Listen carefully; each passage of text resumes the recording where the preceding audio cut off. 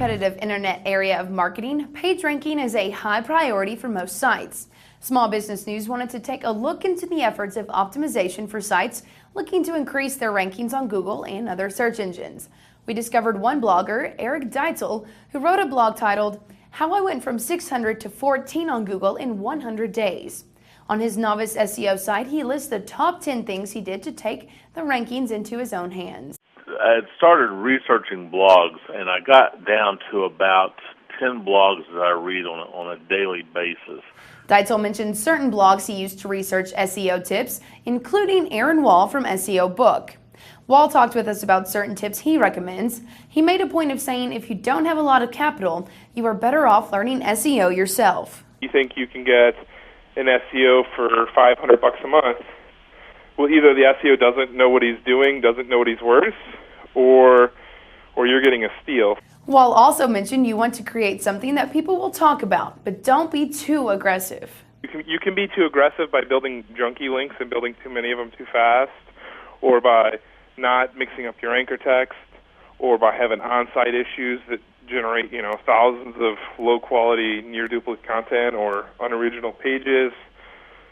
There's a lot of errors, so it's almost about just making sure you're not making errors is one of the steps, and then the other one is trying to build links kind of at a steady pace.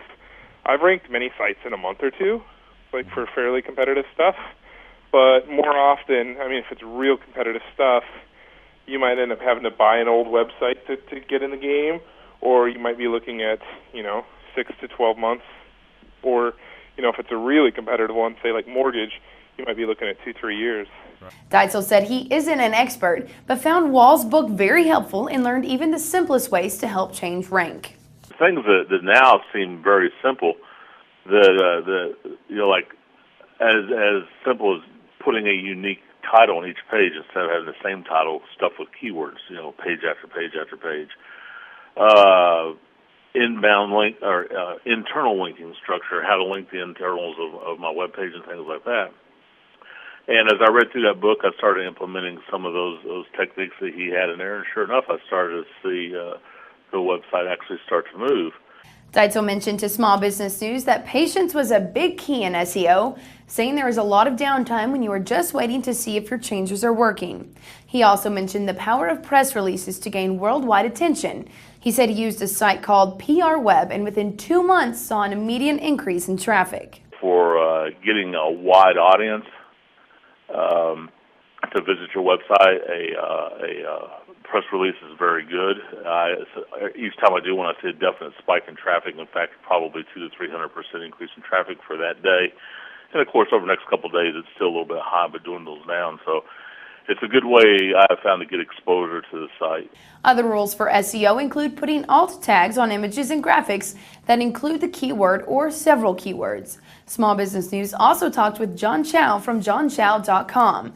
He discussed what directories to use. I just generally don't submit to any directories at all. The only one I actually done myself is from Yahoo and DMOZ, and I don't really see much value in any of the other directories out there. He also gave us details of what he thinks is the best way to gain rank. Well, the best way to be ranked quickly, of course, is just to get other sites to link to you. There's no better way to do it than doing that. For more information on how Dytzel climbed on the page rankings, you can visit his blog, noviceseo.com, and there you can find the advice he used from others in the business.